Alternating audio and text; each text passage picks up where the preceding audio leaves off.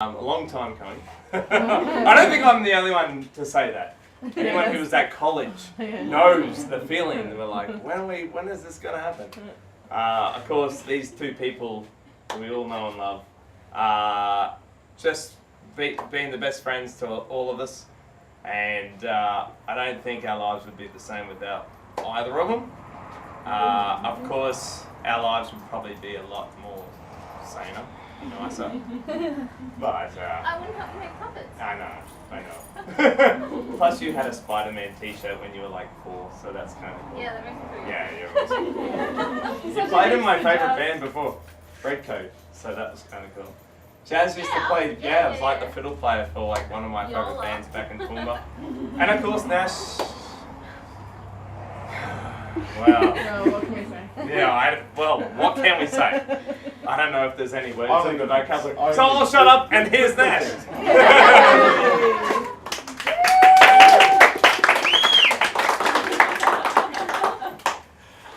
Thank you everybody very, very much for coming to our engagement party. It's been a long time coming. As many, many people. That's exactly the same words Mitch just said when we were here. That's alright. There was copyright on those, but It's fine, I'll pay my royalties. Thank you. In beer.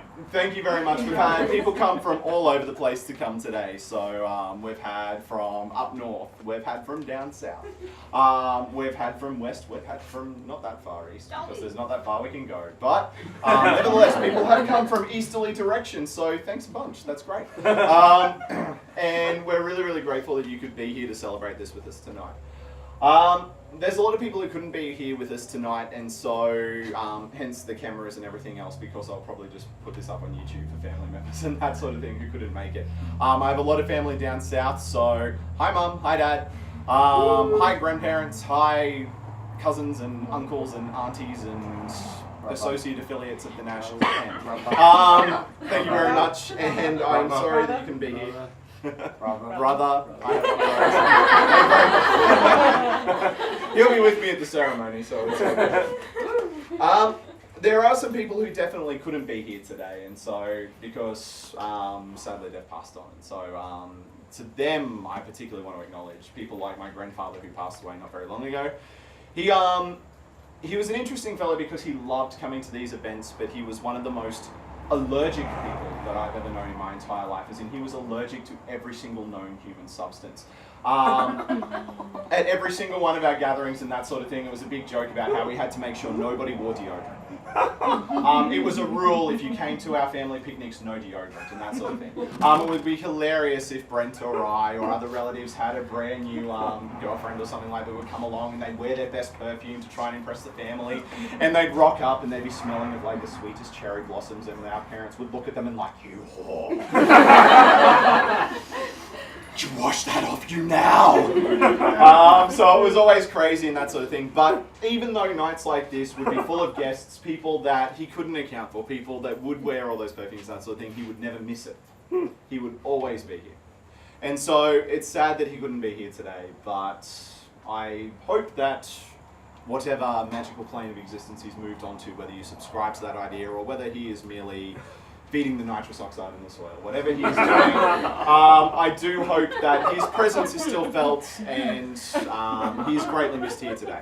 So I just wanted to acknowledge that. And I know Jasmine's grandmother as well. She's somebody that we missed today as well, and yeah. It's very interesting how Jasmine and I met. For those who do or don't know the story, I don't know how many of you are familiar with it. Over here. Yes. But Jazz and I lived at res colleges in Toowoomba when we were going to uni.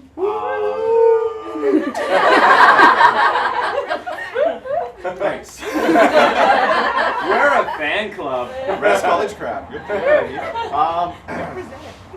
But we didn't really come across one another. We lived on different colleges. So even though they were just across the road from one another, we didn't really know each other per se. It wasn't until our Friends Are Wrong concert, and anybody here who knows their great Australian punk bands knows Friends Are Wrong. And if you don't know your great Australian punk bands, then that's okay.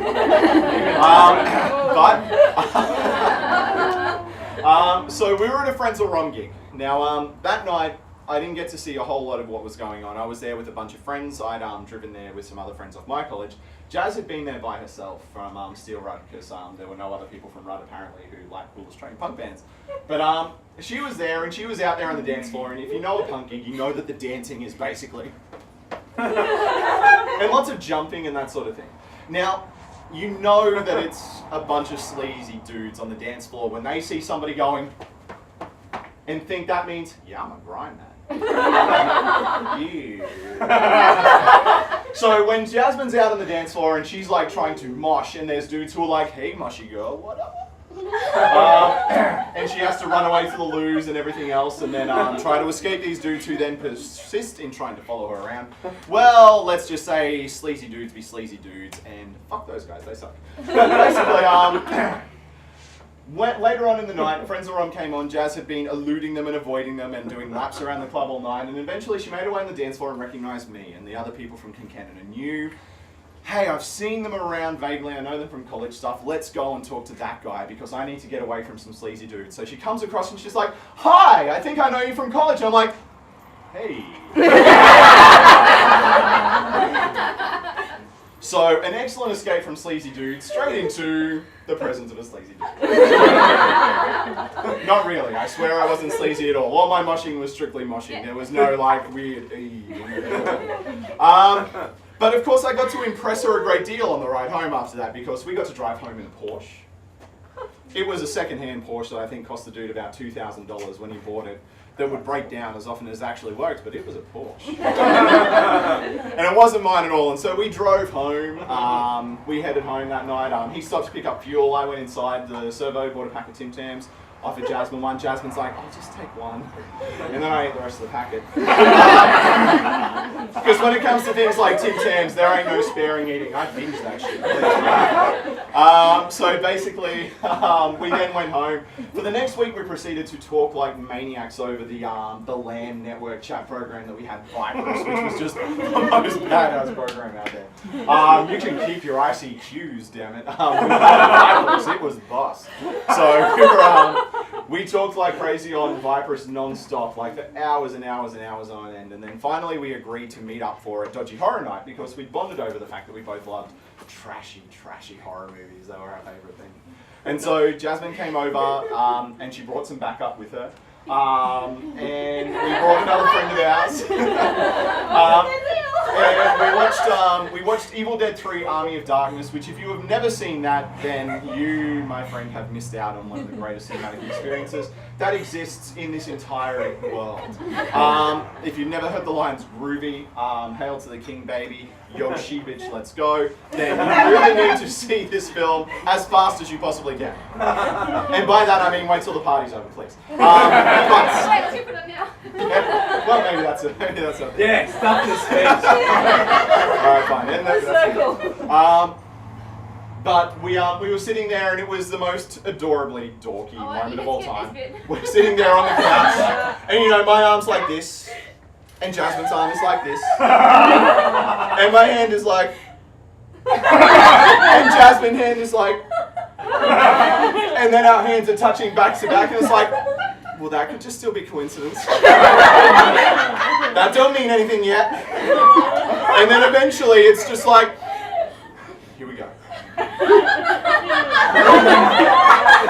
Yeah. And holding hands.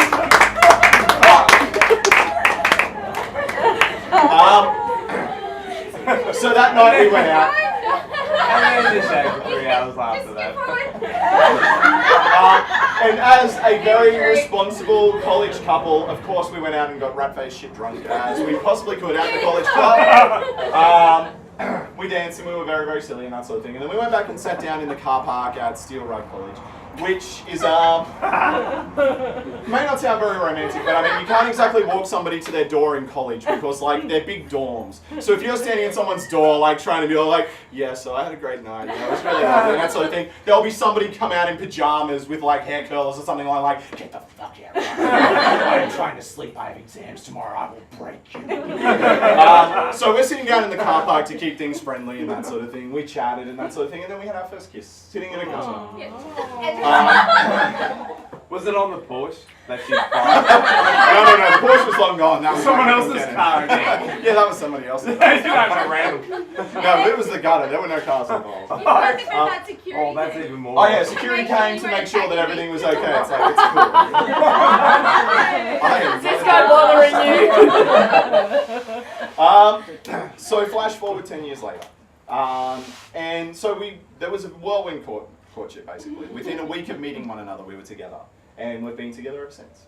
Across 10 years, leading to finally the day of the proposal. When I decided that I was going to try and recreate as much of those early days of our relationship as possible. We had a great time living together in Toowoomba. We'd been together for ages. And we're a really weird couple. Like, we don't... What was that? We're not into PDA, so we don't do public displays of affection. So we're like completely against that. There's all these weird little things that we just don't do that we've never done. So people are always like, do you guys even go out? I'm like, just the love of my life, back the fuck up. And likewise the same way around, I know. So it's basically one of those weird things. But 10 years later, where I decide that I'm finally going to propose. And the reason I haven't done for so long is that we don't have a lot of money between us. It's hard to afford a ring and everything else. And finally I just went, well, who even affords a ring these days? Layaway. So basically I just decided, hey, bored debt, let's do this.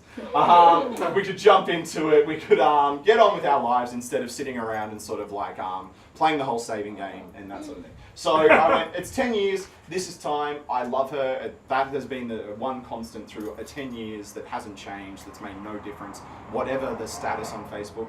So basically decided, let's do this, let's make this happen. So the first thing we did was I wanted to recreate it, I wanted to make it sweet and schmoopy, but on a budget. So I was already going up to Toowoomba that weekend to film a whole heap of people for a documentary that I was making. So I took advantage of that and said, all right, let's recreate a whole heap of the classic things that we did throughout our relationship and that sort of thing. So we went up to stay in this place and I just booked a motel randomly online to see what we could do. And I happened to book the one place in Toowoomba that doesn't have a door between the toilet and the bedroom. Seriously, it's this giant open archway, and so you can watch the TV from the spa. But it means that the toilet is openly exposed. Now I know that some of you who have been couples for a long time are like, please, we broke the pissing in front of each other barrier within like the first 2 years. 10 years on, that's not a barrier. And it's not a barrier we were really looking to break either. Let alone the number 2. So, we are, so already, like, perfectly tuned plans of a beautiful romantic weekend were being broken down a little. So, basically, we went out that day and we were like, went and hung out and we looked at all of our classic garden locations. The garden where Jazz first took me to, the garden where Jazz took photos after she realised actually was dying and it wasn't all just exaggerating or a man flu. All of the little bits and pieces of our beautiful history together. Japanese garden. So we went to one of our favourite restaurants in Toowoomba, La Pizziola, which has got beautiful food, and we went there for one of our anniversaries and I'm recreating that. But then I'm also in my head thinking, all right, I do not want to have to do a poo tonight.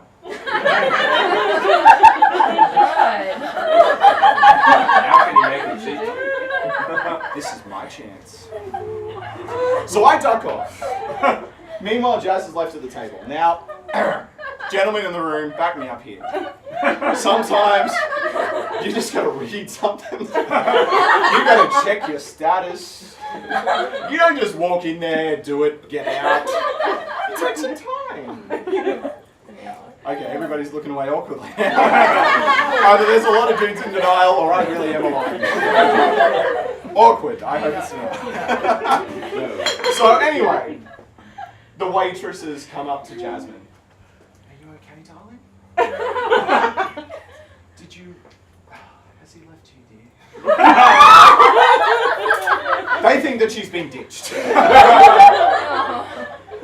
Jazz is like, no. In fact, I'll order 2 coffees right now just to prove it. Because one's for him, because he's coming back like hopeful.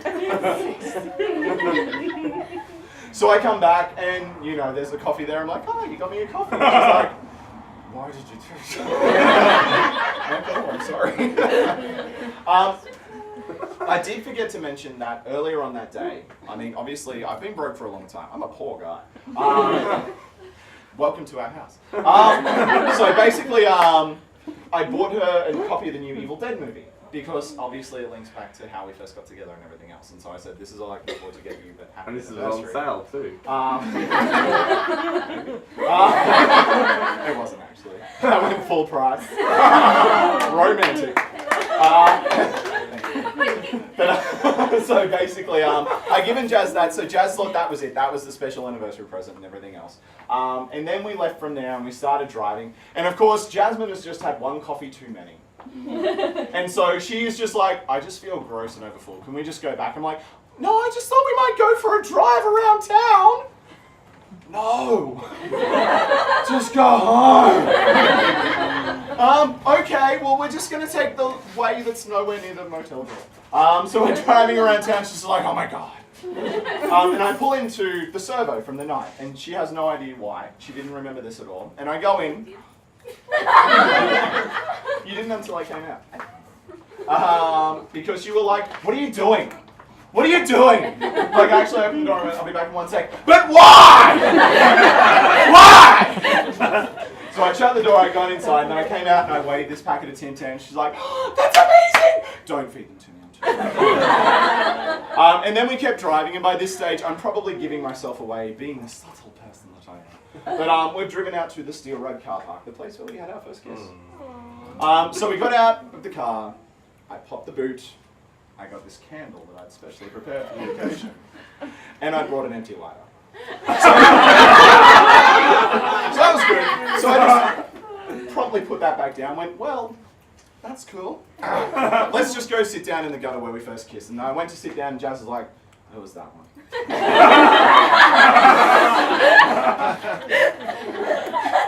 Now wait till the next one. Sit down. And then we're talking. And that's where I told Jasmine that I loved her, as if she didn't know. That she's my best friend, that the world would never be as great a place as it is without her in it, and would she do me the great honour and privilege of marrying me. And her words were, you know it.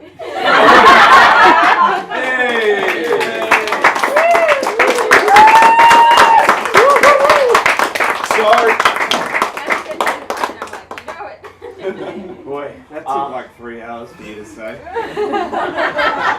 It took him 10 years to do, sure. Come on. I want to see Evil Dead 3. I haven't seen it yet. It has been 10 years, but it's been 10 years of the truest romance, the best friendship, and the most wonderful partnership that I think a person could ever hope for. And I'm so excited that all of you could be here today to help us celebrate that. I think engagement parties have a very important place within this whole thing. Sometimes you can get cynical about the pageantry that goes with the whole idea of weddings and engagements. It often seems to be more about how can we peacock ourselves up and put it on display for the public as opposed to it being about the romance. But I think that sometimes it's easy to get cynical about that stuff and forget that there really is romance behind it, that it is about a recognition of that, and it's about sharing.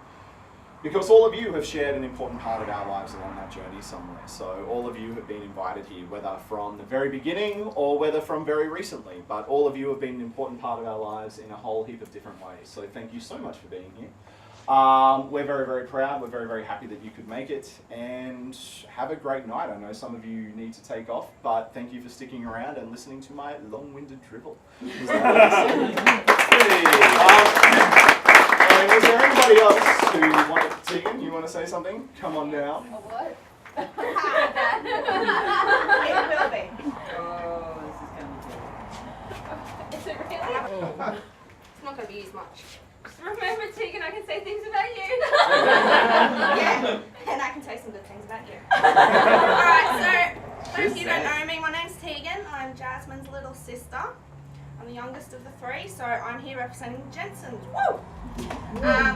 Just Yeah, we're bit weird, but it's what we are. So I'm here to represent my brother, my dad, my granddad, all those cousins and aunts and uncles that we never see, and the dogs. Can't forget the dogs. Yeah, well, I can't forget Charlie, my little hippie. Can't forget Charlie because we'll be in big trouble then. And of course, Grandma. See, that's her plate. I noticed that as soon as I walked past that was Grandma's plate. So I knew that she was here, even though we don't believe in that bullshit. So,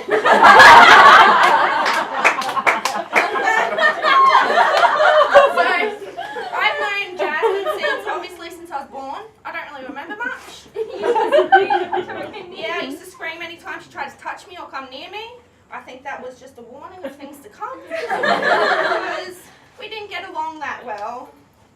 She was a pain, I was quite violent and a pain.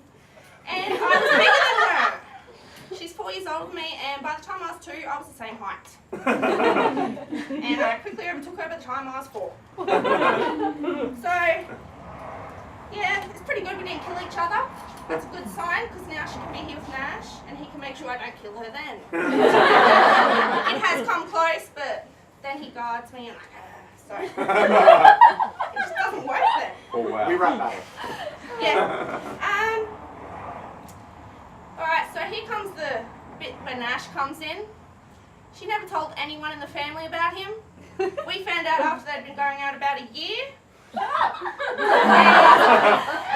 that was after Del went to visit her. He found out first. Oh, this is my boyfriend. Yeah. That was the introduction. And then I came and visited when I was in year 12. Oh, you can stay in my room. I'm just going to stay with my boyfriend. What? Yeah, you know. And then Mother and Father met him. I don't know if it was around the same time, probably. Nash seems to think it was graduation. So that's quite a while. Seems very typical for the Jensen family though. And that's about it. I've been there. I've seen the little thing blossom. Everyone says they don't do any public displays of affection. It's true, but I've seen it. It's real. It is not a figment of your imagination. I've seen them hold hands. I have seen them kiss. Yeah. They tried to hide it, but I saw it yesterday. So I know it's there. Can't hide it that good. We were practicing. It's the first time in 10 years you saw it. Yeah, of course. I've been there I was there when Jasmine moved to uni. I was there when I met Nash for the first time at uni. I basically hung out with him a bit when I was at uni. You drove me to the hospital when he was dying and I thought it was me. I was getting to that part. I got woken up about midnight going, Nash is in hospital. What did he do? Oh, he dislocated his knee. My birthday. Can you come pick him up? Okay. Drive. Got him home. A week later, about 2 a.m. in the morning. Nash is in hospital. Can you come pick me up? He's not well. Okay, I'll be there. What's wrong? I thought he had the flu. The ambulance thought he had the flu. He actually had a major blood clot. I nearly let him die. Yeah, we talked to Ghost Whisperer. Yeah. I'm like, something happens to the flu. I'm like, that's much TV. So I got to take her home. I got to drive her to the hospital to visit while he was in ICU. I got to see the horrible drugs that they put in. That was really gross looking. And I work in a hospital, so that was gross looking. And I got to entertain his parents. Apparently I'm a great cook. I eat meat. That's my favourite part. Yeah, then I got to help when he got home. Then I helped move. And then I moved in with them. And then I ran away from my own love story. So, yeah, Jasmine stole my dog, which then ran away and got hit by a car. I'm not blaming anyone. I know, it wasn't you. She was very scared of storms and it was a big storm. So he couldn't help it because the stupid real estate wouldn't fix the fence. So it's their fault. Yeah. Yeah. We Let's will. all hear it for real estate sucking. Damn the fools. And yeah, I've seen them through the whole time. They do kiss, they do hug. It's a bit weird, but they do it more than my brother, so that's okay.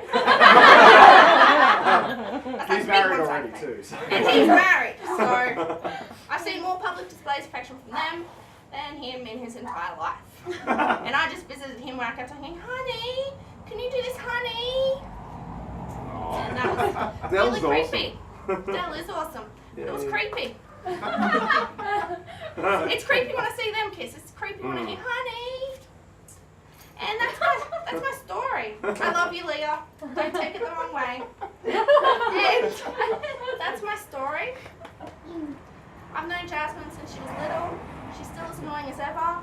But Nash is the only one who can keep her in check.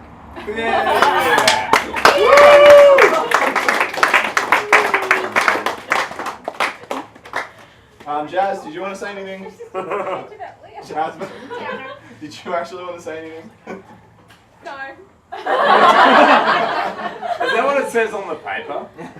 No. some of it does. Not most of it though. Big sister since I was born. Funny that. I couldn't remember you then though, so I had to write it down. Alright, well in that case, eat, drink, be merry. If you're heading off, see you later. Thank you so much for coming, and thank you everybody for being here, and we will be continuing to eat, drink, and be merry for quite some hours yet. So see you later. Bye bye. Thank you.